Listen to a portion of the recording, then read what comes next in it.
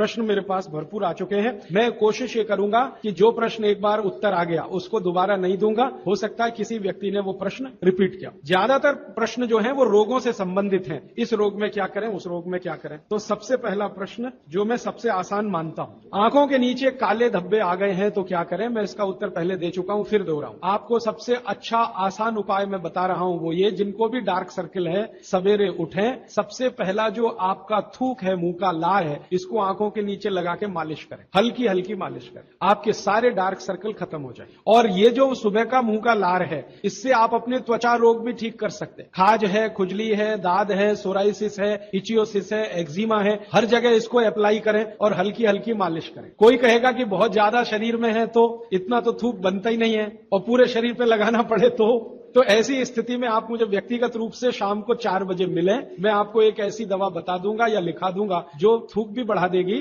और आपकी शरीर की खाज, खुजली, दाग, धब्बे सब मिटा देगी। वो व्यक्तिगत है। नींद बराबर नहीं आती है तो इसका माने एक ही आप जान लीजिए कि आपके शरीर में अगर वात बढ़ा हुआ है, वायु बढ़ी हुई है, तो अच्छी नींद कभी नहीं आएगी। तो इसके लिए बहुत सरल उपाय मैंने बताया था। रात को गाय का घी हल्का गर्म करके दोनों नाक में डाल के सोएं। गाय का घी हल्का गर्म करके, जब वो तरल हो जाए उतना ही गर्म करें और एक एक बूंद दोनों नाक में डालें और हल्के से खींचें, ज्यादा तेज नहीं, बस इतना करेंगे अंदर चला जाएगा। बहुत खींचने की जरूरत नहीं, क्योंकि आगे चला जाएगा, जहां नहीं जाना चाहिए वहां भी चला जा सकता। तो हल्का खींचकर छोड़ दें और सो जाएं, भूल जाएं। फिर नींद बहुत अच्छी आएगी, खर्राटे बिल्कुल बंद हो जाएंगे, स्नोरिंग बिल्कुल खत्म हो जाएगी। नींद के समय जो खराब सपने आ रहे हैं वो सपने कभी आएंगे नहीं, अच्छे ही सपने आएंगे जब भी आएंगे। रात में नींद कभी खुलेगी नहीं, 6 घंटे के पहले आप उठेंगे नहीं कम से कम। रात की नींद खुलने का एक वो तकलीफ आ गया ना, पेशाब आती है, नींद खुल जाती है। घी डाल के सोएंगे तो रात को नींद कभी नहीं खुलेगी, 6, साढ़े 6, 7 घंटे के बाद ही खुले। और बच्चों को तो जरूर करें, इससे और एक फायदा होगा, स्मरण शक्ति बढ़ेगी। ठीक है। अभी है हाई ब्लड प्रेशर, रक्त का ऊंचा दबाव, अस्थमा, पेट की कब्जी, और इसमें भी फिर आ गया है त्वचा का कालापन। वो मैं उत्तर दे चुका हूं। अब मैं आ जाता हूं ब्लड प्रेशर हाई है।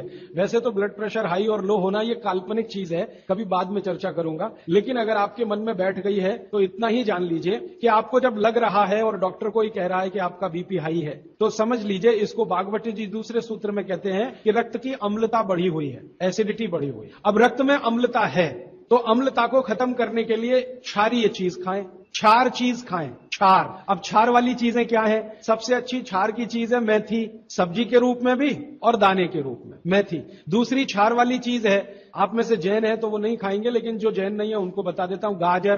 तीसरी क्षार वाली चीज है कोई भी ऐसा फल जिसमें रस नहीं है, सेब, केला, अमरूद, ये क्षारीय है। कोई भी ऐसे फल याद रहेगा आपको जिसमें रस नहीं है, ये सब क्षारीय है। सब्जियों में पालक क्षारीय है, बैंगन क्षारीय है। आलू के बारे में कहते हैं ना अम्लीय ना क्षारीय, वो बीच का है। तो जो सब्जियां आपको क्षारीय हैं और जो मसाले माने औषधियां क्षारीय, इनका उपयोग करें तो अम्लता अपने आप कम होगी, तो ब्लड प्रेशर कम होगा, तो ट्राइग्लिसराइड कम होगा, मोटापा भी कम होगा, सब कुछ कम होगा आपका। तो हमेशा याद रखें। तो मेथी दाने का उपयोग मैंने बता दिया है, पानी में डाल के रात को छोड़ दें, सुबह उठकर दाना चबा के खाएं, पीछे से पानी पिए। गाजर का उपयोग बता दिया, कद्दूकस में घिसें, गाजर ले लें, वो कद्दूकस की गाजर को खा लें। और क्षारीय चीज मेथी की सब्जी रोज खाएं, पालक की सब्जी रोज खाएं। हरे पत्ते की कोई भी सब्जी क्षारीय होती है और फल जिसमें रस नहीं है वो सब क्षारीय होंगे, बस याद इतना ही रखें। तो आप अगर उपयोग करेंगे तो हाई ब्लड प्रेशर तो जाएगा ही, उसके साथ ब्लड कोलेस्ट्रॉल कम रहेगा, ट्राइग्लिसराइड कम रहेगा, मोटापा कम होगा, पेट आपका कम होगा और उसके अंत में हार्ट अटैक आएगा नहीं। ब्लॉकेज भी है तो निकल जाए। और एक क्षारीय चीज मैं भूल गया बताना, लौकी, दूधी। सब्जियों में सबसे ज्यादा क्षारीय कोई चीज है तो दूधी, माने लौकी ज्यादा खाएं, दूधी ज्यादा खाएं और उसका रस भी पिए, कच्ची दूधी का तो और अच्छा है। जितने भी हाई बीपी के मरीज हैं उनके। अस्थमा भी जो एक बीमारी है ना, वो वायु के प्रकोप की बीमारी है। तो अस्थमा ज्यादा है तो इसके लिए जो मैं बहुत बार बोल चुका हूं, फिर बोल रहा हूं, दालचीनी, ये क्षारीय है। दालचीनी का उपयोग करें शहद के साथ। शहद क्षारीय है तो दालचीनी, शहद नहीं ले सकते तो गुड़। ये जो नारियल होता है ना, नारियल, मैंने आपको थोड़ी देर पहले एक बात कही है और मुझे याद आ गई, तो मैंने आपसे कहा जो भी फल में रस नहीं है वो क्षारीय है और जो भी फल में रस है वो अम्लीय है। लेकिन ये नारियल अद्भुत फल है जो क्षारीय है रस होते हुए भी, तो ये क्षारीय है। अब ये क्यों है, ये बाद का विषय। तो आप अगर अस्थमा से शिकार हैं, दमा के शिकार हैं, तो नियमित रूप से नारियल खाइए, हरा नारियल खाइए, कच्चा नारियल जिसको कहा जाता है, चबा चबा के खाइए। कितना खाएं जी? एक दिन में 50 ग्राम तक खा सकते हैं चबा चबा। तो दालचीनी और गुड़ लिया और नारियल चबा के खाया, 3 महीने के बाद आपका अस्थमा जड़ से खत्म होगा, वो 40 साल पुराना हो तो भी।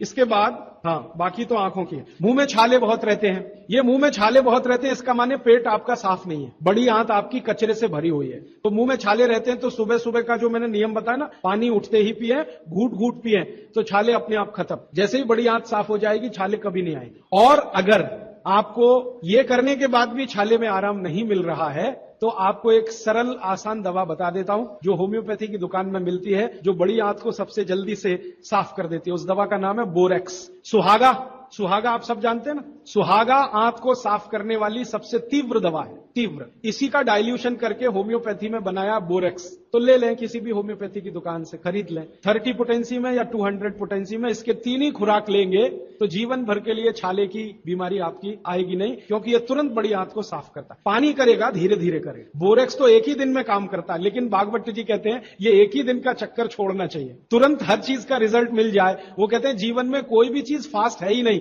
हर चीज स्लो है। तो कोशिश करिए पानी से ठीक करें, और अगर आप बहुत परेशान हैं तभी बोरेक्स का इस्तेमाल करें। और ये दवा हमेशा पानी में डाल के लें, 1 बूंद डाल दें पानी में, और उस पानी के 3 हिस्से करके उसको पी लें। 1 कप पानी हो, आधा कप पानी हो, चौथाई कप पानी हो। अभी आगे का एक प्रश्न। अच्छा, गाय के मूत्र के बारे में मैंने आपसे कहा था, तो उस पर प्रश्न आए हैं 4-5। गोमूत्र सही गाय का है या उसको कोई बीमारी है? किस तरह की प्रॉब्लम हो सकती है? अगर गोमूत्र सही नहीं है तो उस हाल में क्या करना चाहिए? मैं आपको विनम्रता पूर्वक एक एक्सपेरिमेंट जो हमने किया वो बता देता हूं। गाय को हमने 6 साल जहर खिलाया, एक गाय पर ये एक्सपेरिमेंट हमने किया। 6 साल जहर खिलाया, सबसे खराब जहर खिलाया, उसका नाम है संखिया, अंग्रेजी में कहते हैं आर्सेनिक। तो हमने गाय को दिया, चारे में मिलाकर दिया, बहुत मामूली मात्रा में, क्योंकि हम जानते हैं ज्यादा देंगे तो गाय मर जाएगी। हमें यह देखना था कि ये थोड़ा थोड़ा जहर देते हैं तो उस पर असर क्या आता है। तो 6 साल जिस गाय पर हमने ये प्रयोग किया, वो गाय अभी भी जीवित है, अभी भी जीवित है और स्वस्थ है, तंदुरुस्त है। हमने हर बार उसको संख्या दिया और हर दिन उसके मूत्र में टेस्ट किया, आया कि नहीं आया,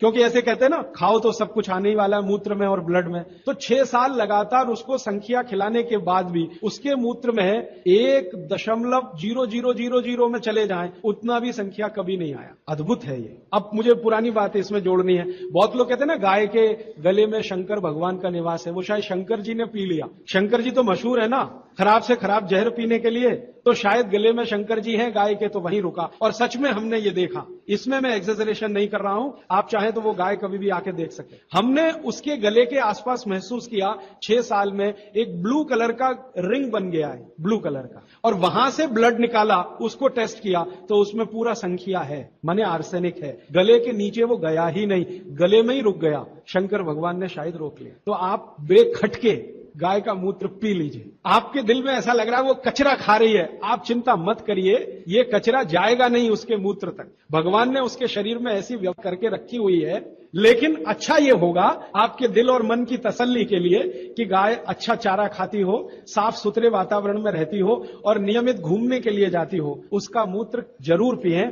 वो सबसे ज्यादा लाभकारी तो है। लेकिन कुछ मजबूरी आ गई, मजबूरी से मतलब मैं समझाना चाहता हूं। आप एक ऐसी जगह रहते हैं जहां गाय कचरा ही खाती है और आपको ऐसी कोई गाय मिल ही नहीं रही है जो शुद्ध चारा खाती हो और बराबर घूमने जाती हो, और आप किसी बीमारी से तड़प रहे, परेशान है, और वो बीमारी में आपको गोमूत्र चाहिए ही, तो बिना संकोच के ले लें। उसका हानि तो नहीं करेगा, कुछ फायदा ही कर जाए। गोमूत्र के बारे में अब तक की जो रिसर्चेज हैं वो ये हैं कि इसके साइड इफेक्ट है नहीं। शरीर पता क्या करता है, आपने मूत्र ज्यादा भी पी लिया तो ये शरीर 20 मिनट के बाद उसको पेशाब के साथ अपने आप ही निकाल देता है, रहने ही नहीं देता उसको। तो थोड़ा ज्यादा पी लिया या खराब पी लिया, वो निकल ही जाएगा, जो काम का है उतना ही रह जाएगा। अब गाय का ऐसा बना भगवान ने बनाया है, इसलिए भागवत जी कहते हैं कि ये विशेष तरह का एक जानवर या प्राणी है जो भगवान ने बहुत सोच समझ के बनाया। तो गाय के बारे में इतना। अच्छा, अर्थराइटिस के लिए किसी ने पूछा है, अर्थराइटिस के अब जितने भी प्रश्न आएंगे उनका एक ही साथ ही उत्तर है कि अर्थराइटिस की समस्या अगर बहुत गंभीर है और डॉक्टर आपको कोई ये कह रहा है कि जी ऑपरेशन करा लो, तो हाथ जोड़कर कहता हूं ऑपरेशन तो कभी मत कराना, क्योंकि आप जिस स्थिति में है उससे भी ज्यादा खराब हो जाएगी। इस हिंदुस्तान के भूतपूर्व प्रधानमंत्री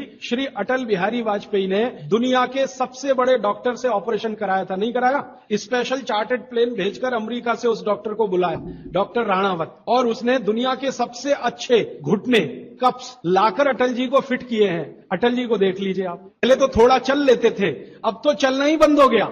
सिर्फ व्हील चेयर पे ही रहते हैं और वो खुद कहते हैं कि मैं पहले से ज्यादा तकलीफ में हूं, तो आप मत करिए। फिर आप बोलेंगे जी क्या करें, डॉक्टर बोलता है ऑपरेशन मत कराइए। आप क्या करें, अर्थराइटिस के लिए जो सबसे अच्छे कॉम्बिनेशन भागवत जी के हैं उनका उपयोग करिए। उसके लिए सबसे अच्छा वो बोलते हैं चूना खाइए। चूना क्षारीय है, अम्लता को कम करता है, ज्यादा अम्लता बढ़े तो अर्थराइटिस होता है, तो चूना खाइए। खाने का तरीका मैंने बता दिया, दही में, छाछ में, पानी में, जूस में। और एक दिन में अर्थराइटिस के पेशेंट 2 ग्राम खा सकते हैं, स्वस्थ आदमी तो 1 ही ग्राम खाए। चूना खाइए। मेथी दाना लीजिए, क्षारीय है। और सबसे क्षारीय चीज जो है वो है हार सिंगार का पेड़। हार सिंगार देखा है? परिजात हार सिंगार, छोटा सफेद रंग का एक फूल आता है और केसरिया डंडी होती है। सफेद फूल और केसरिया डंडी, बहुत तेज खुशबू है, रात को ही खिलता है। रात रानी भी कुछ लोग कहते हैं, हार सिंगार कहते हैं। ये पेड़ के जो पत्ते हैं वो ब्रह्मांड में सबसे ज्यादा क्षारीय माने जाते हैं, जो भी औषधियां। तो इसके पत्ते कहीं भी मिल जाएं, 4-5 पत्ते पीसिए, पीस कर पानी में डालिए, खूब उबालिए। पानी इतना उबालिए कि थोड़ा कम हो जाए, आधा रह जाए, फिर ठंडा कर लीजिए। फिर वही पानी चाय की तरह से चुस्कियां ले लेकर सवेरे खाली पेट पीजिए। मैंने ये देखा है, गंभीर से गंभीर अर्थराइटिस पेशेंट को हफ्ते 10 दिन में ही रिलीफ कर देता। तो ये कहीं भी मिल जाए। नहीं मिले तो हार सिंगार का पौधा गुड़वांचरी में है, तो आप थोड़े पौधे बंटवा दीजिए, सब अपने घर में लगा लें, गमले में हो जाता है आसान। और कुछ खाली स्पेस है तो जरूर, क्यों, ये हर घर में रहे पेड़। कारण क्या है कि आज अर्थराइटिस ही सबसे ज्यादा तकलीफ दे रहा है लोगों को। सुगंधी तो आएगी, नींद अच्छी देगा। जहां आपका बेडरूम है उसके पीछे जरूर लगा लीजिए, और उसका पत्ता आपको अर्थराइटिस से मुक्ति देगा। और दोनों तरह की अर्थराइटिस, रूमेटिड और ऑस्टियो, दोनों ही खत्म होती है इस हार सिंगार के पत्ते से। आइसक्रीम कब खा सकते हैं? कभी भी नहीं, कभी भी नहीं। और अगर आइसक्रीम खा ही रहे हैं, आप कहते हैं जी मन नहीं मानता, स्वाद है और मुंह को लग गया है, अब क्या, तो इसका एक उपाय बता देता हूं। आइसक्रीम खाइए और पीछे से गर्म पानी में घी मिला के पी लीजिए, तो जो कुछ भी तकलीफ वो करने वाली है उससे आप बच जाएंगे। ना खाएं तो सबसे अच्छा। दालचीनी सौंठ का काढ़ा ये लोग जरूर पिए, जिनको अस्थमा है, जिनको अर्थराइटिस है, माने वायु के रोग हैं, वो दालचीनी का काढ़ा जरूर पिए, गुड़ मिला के। मूंगफली और तिल जरूर खाएं। भगवान की दी हुई तिल दुनिया की सबसे अद्भुत वस्तु है। मैं तो आपको कहता हूं, जिंदगी भर मोटापे से बचना है, हार्ट अटैक से बचना है, आपको अर्थराइटिस से बचना है, तो रोज खाने के बाद तिल खाएं चबा चबा। काला तिल मिले तो बहुत अच्छा, नहीं तो सफेद ही खाएं। और आप जहां रहते हैं यहां के लिए तो बहुत ही अच्छा, मद्रास जैसे एरिया के लिए। एसिडिटी कम करने के लिए क्या करें? अम्लीय चीज ना खाएं, क्षारीय चीज ज्यादा खाएं, एसिडिटी कम होगी। और पानी घूट घूट पिए, 1-1.5 घंटे के बाद पिए, सुबह उठते ही पानी पिए, एसिडिटी सबसे पहले खत्म होगी। और आखिरी दवा जो सबसे प्रभावी है, जिनको भी एसिडिटी की बहुत तकलीफ है, खाने के बाद ये जो अजवाइन है ना, अजवाइन, इसको भूने तवे पे और थोड़ा काला नमक मिला के ले लें। मिश्री का सेवन बहुत अच्छा है, चीनी से बहुत अच्छा, लेकिन गुड़ से थोड़ा कम अच्छा। मिश्री चीनी की तुलना में तो बहुत अच्छी है और गुड़ से कुछ कम अच्छी है। तो चीनी छोड़ रहे हैं तो मिश्री पे चले जाइए, मिश्री छोड़कर गुड़ पे आ जाइए। हाँ, एक किसी ने सवाल पूछा है कि आप कौन सी जगह पे परमानेंट मिलते? मैं परमानेंट कहीं नहीं मिलता। लोग जो है ना मुझे कहते हैं कि राजीव दीक्षित रेल आश्रमी है, माने हर दिन ज्यादा से ज्यादा मैं रेल में मिलता हूं। तो परमानेंट मिलने के लिए एक केंद्र है, आपको उसका पता किताब में है, वो आप ले लीजिए, फोन नंबर। वहां आप कोई भी चिट्ठी भेजेंगे, मैं जहां भी रहता हूं मेरे पास आ जाती है। और ये करेंगे तो मैं हर जगह खोल खोल के मेरा मेल बॉक्स चेक करता रहता हूं। तो वो पता जो वर्धा सेवाग्राम का है, भारत पीठम 10 जोतवानी लेआउट, सेवाग्राम रोड, सेवाग्राम, जिला वर्धा, महाराष्ट्र, ये मेरा परमानेंट केंद्र है। वहां आप पत्र भेज सकते हैं, फोन भी कर सकते। वहां फोन कभी भी करें तो पता चल जाएगा मैं कहां हूं। और मेरा मोबाइल नंबर आप सबको मैं चाहूं तो लिखा देता हूं, 9422903599, 9422903599, ये मेरा मोबाइल नंबर है। और ईमेल एड्रेस है rajivdixitaba@redixitab@rediffmail.com। और प्रदीप भाई, ये कभी भी आप इनको संपर्क करेंगे तो ये कहीं भी खोज के बताएंगे कि मैं कहां हूं। अभी मेरे पास एक प्रश्न है, वो इस समय के विषय से तो नहीं जुड़ा, लेकिन मैं जोड़ के जरूर उत्तर दे देता हूं। आजकल हमारे घरों में पेप्सी कोक से भी ज्यादा नूडल्स खाया जा रहा है। पेप्सी कोक कम हुआ है पिछले 2-3 साल में, अच्छा हुआ, नूडल्स खाया जा रहा है। तो नूडल्स के बारे में आपको एक जानकारी दे दूं कि सबसे खराब वस्तु अगर खाने की कोई हो सकती है, कचरे में कचरा, तो वो यही है नूडल्स। एक तो मैदे की है, ऊपर से सड़ा हुआ है, 6-7 दिन मैदे को सड़ा के रखा जाए तब नूडल्स तैयार होता है। और इस नूडल्स में टेस्ट लाने के लिए सुअर के मांस का रस मिलाया जाता है, बिना उसके नूडल्स बन ही नहीं सकता। जो मैगी है ना, मैगी, या कोई भी नूडल्स, सुअर के मांस का रस, सड़ा हुआ मैदा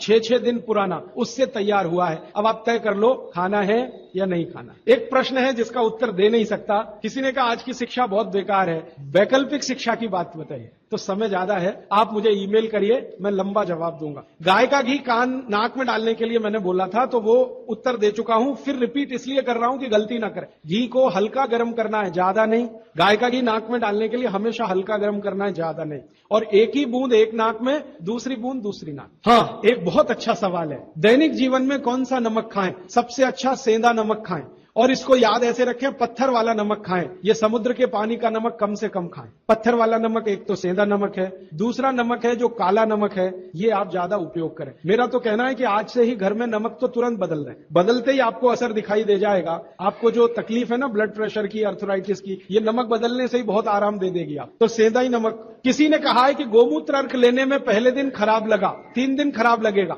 3 दिन, चौथे दिन से अच्छा लगेगा, तो छोड़े नहीं उसको। एक दिन खराब लगा, छोड़िए मत, दूसरे दिन भी लीजिए, तीसरे। गोमूत्र अर्क है ना, तो 1 चम्मच से ज्यादा मत लीजिए, और गोमूत्र प्योर है तो आधा कप लीजिए। किसी को प्रश्न है कि दिन भर नींद आती रहती है, क्या करें? वैसे तो नींद आए तो अच्छा है, लेकिन दिन भर नींद आए तो अच्छा नहीं है, तो क्या करें? इसका मतलब यह है कि आपके शरीर में एक क्षार बहुत कम है, और ये वही क्षार है जो आपको सबसे ज्यादा मिलता है चूने से। जिनको दिन भर नींद आती है वो चूना खाएं, मट्ठे में मिला के, छाछ में मिला। नारियल का तेल बालों में जरूर लगाएं। किसी ने पूछा है, लगाएं? जरूर लगाएं। नारियल का तेल आप खा भी सकते हैं, क्योंकि आप चेन्नई में रहते हैं। अगर आप पटना में रहेंगे तो नहीं खा सकते नारियल का तेल, चेन्नई में रहते हैं तो जरूर खा सकते। मालिश करना चाहें जरूर करें। डायबिटीज के लिए क्या करें? डायबिटीज का जो सबसे अच्छा उपाय मैंने बताया था, मेथी दाना और त्रिफला चूर्ण। त्रिफला चूर्ण माने हरदे, बहेड़ा, आंवला, 1, 2, 3 अनुपात वाला त्रिफला चूर्ण 1 चम्मच, मेथी दाना 1 चम्मच, दोनों मिलाकर गर्म पानी में रात को रख दें। सवेरे उठकर इस पानी को पी लें, और उसमें जो कुछ है चबा के खा लें। 3-4 महीने नियमित करेंगे,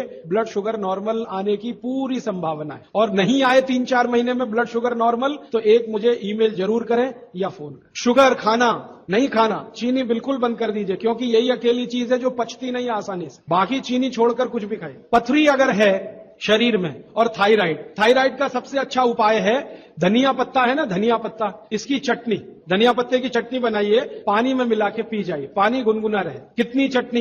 1 चम्मच चटनी, उसमें कुछ डालिए मत, नमक मिर्ची कुछ मसाला नहीं, खाली धनिया पत्ते की चटनी। और जब तक धनिया मिल रहा है तो ये हरे पत्ते की चटनी, धनिया मिलना बंद हो जाए तो सूखा धनिया। ये धनिया जो है ना, थायराइड की सबसे अच्छी दवा मानी जाती।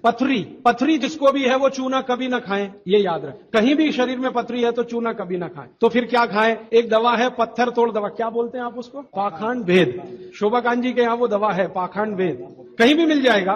तो आप इसका काढ़ा बना के पिए। ये जो पाखंड वेद है ना, इसका काढ़ा पानी में डाल के उबाल के। और ये दवा आसानी से होम्योपैथी में उपलब्ध है, और इसी दवा का होम्योपैथिक नाम है बर्बेरिस वल्गेरिस। पाखंड वेद का बोटेनिकल नाम है बर्बेरिस वल्गेरिस। ये किसी भी होम्योपैथी की दुकान में मिलेगा। वो पूछेगा कैसे दूं, तो कहना मदर टिंचर में दो। ये कोई भी घर में रखिए आप, बिल्कुल निसंकोच इस्तेमाल करते हैं, साइड इफेक्ट कुछ नहीं है इस दवा का। बर्बेरिस वल्गेरिस मदर टिंचर ऐसा बोलिए तो ये हल्के गुलाबी रंग की होगी, डार्क कलर की भी हो सकती है। इसकी 10-10 बूंदें चौथाई कप पानी में डालकर दिन में 3-4 बार पिलाएं। 1 महीने 1.25 महीने में सारी पथरी टूटकर निकल जाए। और नहीं तो पाखंड वेद जो दवा मिले आयुर्वेद की, उसका काढ़ा बना के 15-20 दिन ले लें। काढ़ा जल्दी तोड़ता है पत्थर को, बर्बेरिस को समय ज्यादा लगता है। पानी में चूना मिला के पी सकते हैं, जरूर पीजिए। पथरी वाले नहीं। दांतों का दर्द, दांतों के दर्द की सबसे अच्छी दवा है लौंग इस्तेमाल करिए, लौंग का तेल इस्तेमाल करिए। और दांतों में दर्द हो ही नहीं तो थोड़ा थोड़ा चूना खाते रहिए। और दांतों में दर्द हो ही नहीं तो दातुन करते रहिए, दंत मंजन करते रहिए, पेस्ट बंद कर दीजिए। हाँ, अभी एक जरूरी प्रश्न आया, शराब और गुटखा छोड़ने के लिए क्या करें? जरूर आप इसको ध्यान से नोट कर लीजिए, ये बहुत लोगों के काम। शराब, गुटखा,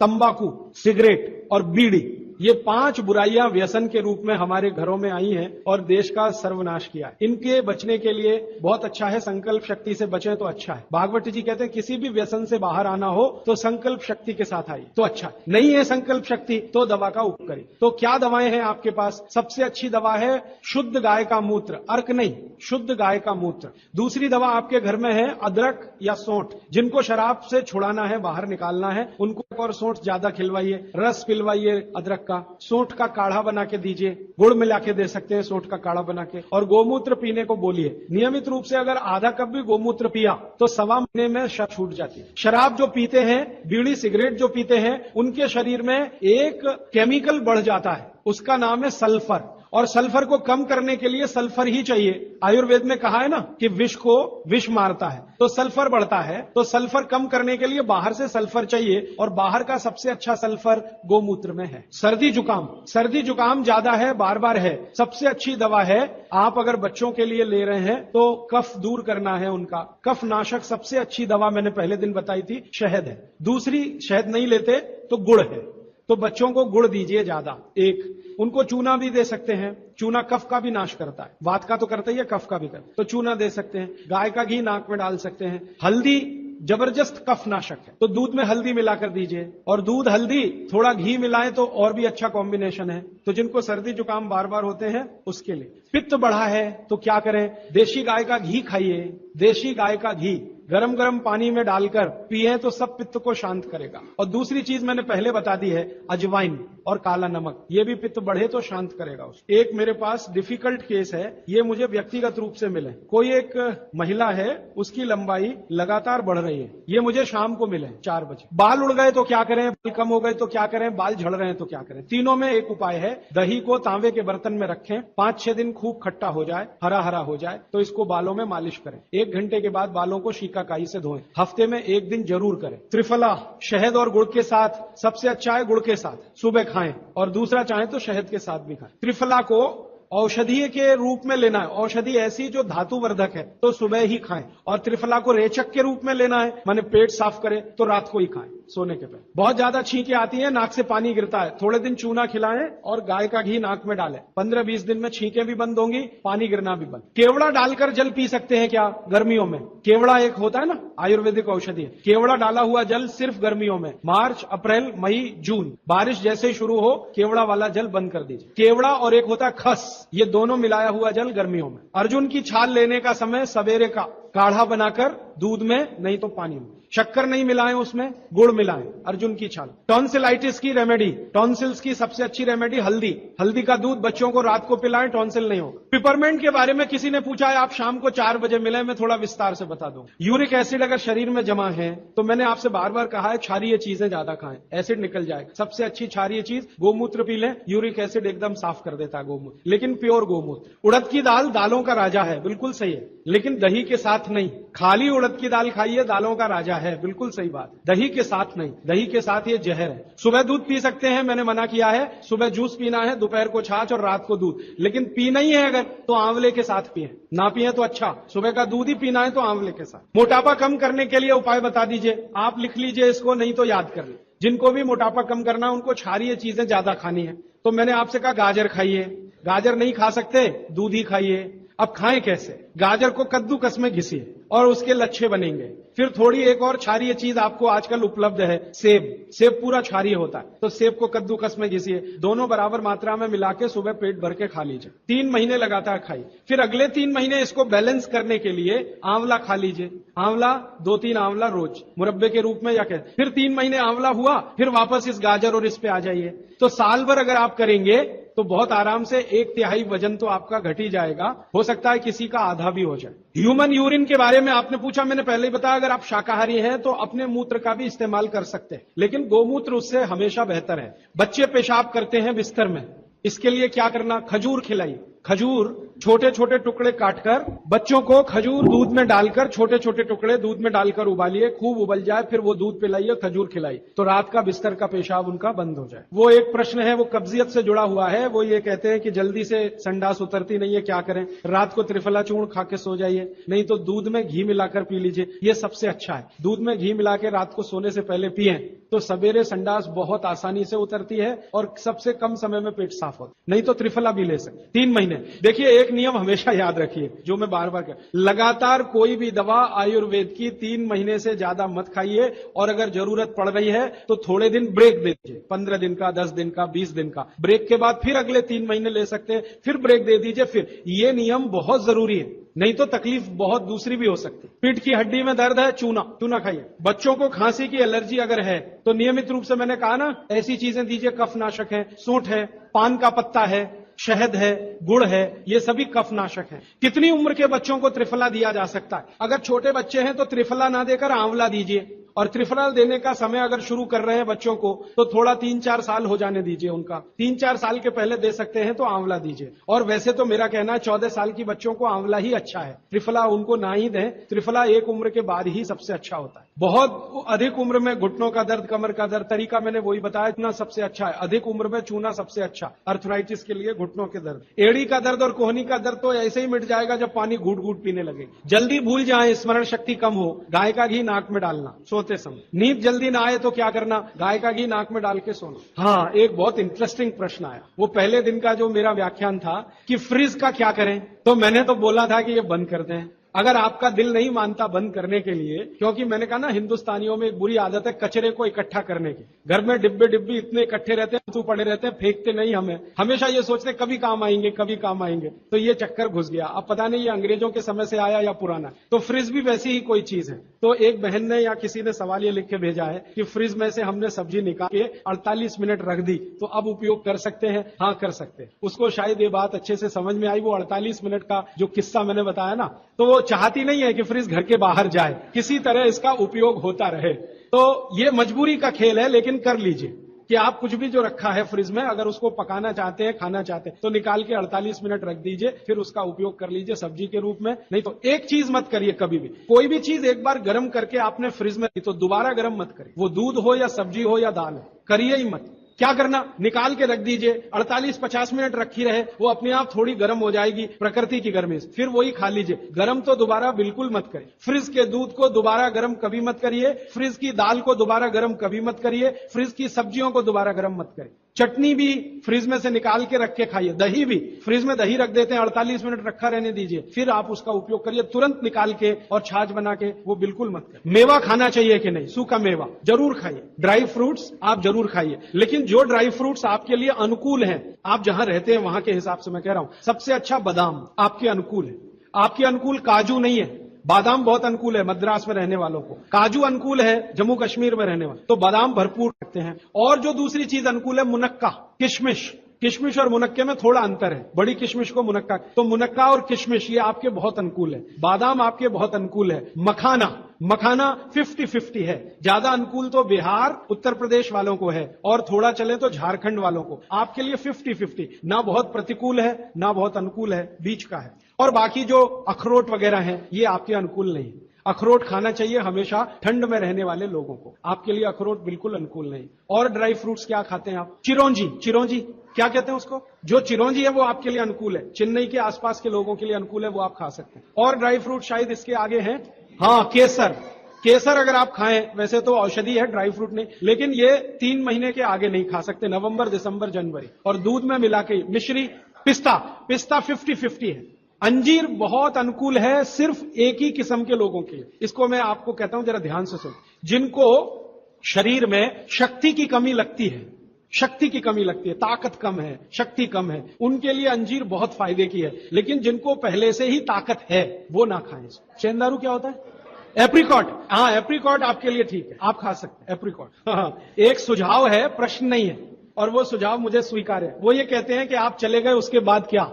तो उसके बाद ये व्यवस्था या अभियान या ये बातें या ये ज्ञान सतत निरंतर चलता रहे, इसके लिए आपकी मेरी एक छोटी सी कोई एक एडजस्टमेंट हो जाए तो बहुत अच्छा। मैं ये चाहता हूं कि जो कुछ मैंने सीखा वो आप सीख लो। हाँ, और बाबूजी बोलेंगे वैसे, मेरा ऐसा कहना है जो मैंने सीखा वो आप सीख लो, उतना ही सीख लो जितना मेरे पास है, फिर आप उससे आगे भी सीख सकते हैं, और ये दूसरों को सिखाते जाएं। तो नियमित रूप से ऐसी व्यवस्था अगर आप सब मिलकर करें, मुझे स्वीकार है। सुबह का पानी तांबे के बर्तन का पी सकते हैं जिनको कब्जियत की बहुत तकलीफ है, लेकिन शरीर में तांबा ज्यादा हो तो वो नहीं पिए। लेकिन सबसे अच्छा जो सम पानी माना जाता है, इसमें आपको कुछ सोचना ही नहीं पड़ेगा, सादा बर्तन का, माने वो पीतल के उसमें रखा हुआ या कांसे के उसमें रखा हुआ, नहीं तो स्टील में रखा हुआ, गर्मी के दिनों में घड़े का, मिट्टी का तांबे का पानी पी सकते हैं, हाँ, क्योंकि कुचालक है ना लकड़ी, और तांबा बहुत ज्यादा सुचालक है। एक होता है कंडक्टर और एक बैड कंडक्टर। तांबा सबसे बड़ा कंडक्टर है और लकड़ी सबसे बड़ा बैड कंडक्टर है। तो ये अगर आपने तांबा पिया मने, तो अर्थ के साथ जो कांटेक्ट है ना नंगे पांव, तो वो खत्म करेगा आपको। इसलिए पांव में चप्पल रहे, लकड़ी के पट्टे पे खड़े रहे, प्लास्टिक की चप्पल पहन के हो, रबर की चप्पल पहन के हो, तभी तांबे के बर्तन का पानी पीना है। केन वाटर, बहुत लोग आजकल केन वाटर पी रहे हैं, ऐसा प्रश्न आया। तो ये क्या अच्छा है? बिल्कुल अच्छा नहीं। तो आप बोले फिर क्या करें? आपके घर जो पानी आ रहा है टैप वाटर, इसको खूब अच्छे से उबाल लें, उबाल कर इसको रख लें, फिर उसी को पिए। ये केन वाटर से 1000 गुना अच्छा है। केन वाटर पता है क्या है? ये पानी को शुद्ध करने के लिए ब्लीचिंग करते हैं उसकी। उस ब्लीचिंग में क्लोरीन इस्तेमाल होता है, फ्लोरीन इस्तेमाल होता है, और वो फिर शरीर में जाए तो बहुत खराब है। और केन वाटर का टेस्ट सादा पानी से बिल्कुल अलग होता है। तो केन वाटर से 1000 गुना अच्छा है टैप वाटर, लेकिन उबाल कर रखा गया। हाँ, एक सवाल आ गया है जो अब तक किसी ने नहीं पूछा। शायद आपको पूछने के लिए मन में तो होगा, लेकिन आपने क्यों नहीं पूछा? महिलाओं से संबंधित ये सवाल है मेंसेस पीरियड का। 2 सवाल आए हैं। एक तो ये है कि व्हाइट डिस्चार्ज बहुत हो तो क्या करें? तो इसके लिए आप ऐसा करिए, एक आयुर्वेद की दवा इस्तेमाल करिए, उसका नाम है शतावरी। शतावरी कहीं भी मिलती है आयुर्वेद की दुकान। शतावरी चूर्ण के रूप में ले लीजिए। इस शतावरी चूर्ण को दूध में मिला लीजिए और रात को जरूर पीजिए। दूध हल्का गर्म रहे, और शतावरी डाल के दूध उबाल भी सकते हैं, फटता नहीं। शतावरी, जिनको भी व्हाइट डिस्चार्ज की समस्या है, शतावरी। और दूसरी कि जब भी मेंसेस पीरियड आता है बहुत दर्द होता है, तकलीफ होती है, इचिंग बहुत होती है, तरह तरह की खुजलियां होती है शरीर में, गुस्सा बहुत आता है, चिड़चिड़ापन वगैरह वगैरह। तो आपका जब भी मेंसेस पीरियड होता है तो आपके शरीर में वायु बहुत बढ़ी हुई है, पित्त भी थोड़ा बढ़ा हुआ रहता है। इसका बहुत आसान उपाय मैं बता देता हूं, भागवत जी का है, मेरा नहीं। वो ये कहते हैं कि मेंसेस पीरियड में सब कुछ ठीक रहे, समय से आए समय से जाए, ज्यादा रक्त ना निकले और कम भी ना हो। इस सब चीज ठीक रखने के लिए गरम गरम पानी में, जो इतना गरम हो जैसे चाय होती है, घी मिला के पिए। गरम गरम पानी में, खूब गरम पानी में, गाय का घी आपके घर है तो बहुत अच्छा, नहीं तो कोई भैंस का भी चलेगा, 1 चम्मच मिलाएं, आधा गिलास खूब गरम पानी खौलता हुआ घी मिला दें, थोड़ा पीने लायक हो जाए उतनी देर रखें, फिर उसको चुस्कियां ले लेकर पिए। अगर आपका मासिक 5 दिन चलता है, 4 दिन चलता, 3 दिन, दिन से मतलब नहीं, जितने दिन चलता उतने दिन। कितनी बार पी सकते हैं? दिन में 2 या 3 बार पी सकते हैं। तो अगर आपने ये शुरू किया तो सब कुछ आपका नॉर्मल हो जाएगा, सब कुछ। मेनोरेजिया है तो ठीक होगा, मेट्रोरेजिया तो ठीक होगा, सब ठीक हो जाएगा। मैं ज्यादा नहीं कहना चाहता, आप सब समझदार हैं। हर चीज आपकी दुरुस्त और तंदुरुस्त रहेगी। डिस्चार्ज व्हाइट है तो शतावरी लेना है, और पानी में घी मिला के किसी भी दूसरी प्रॉब्लम के लिए मेंस पीरियड, ये घी पानी मेंसेस पीरियड में ही पिए। इसको ध्यान से सुने। मेवा से वेट बढ़ता है, काजू को छोड़कर किसी भी मेवा से वेट नहीं बढ़ता।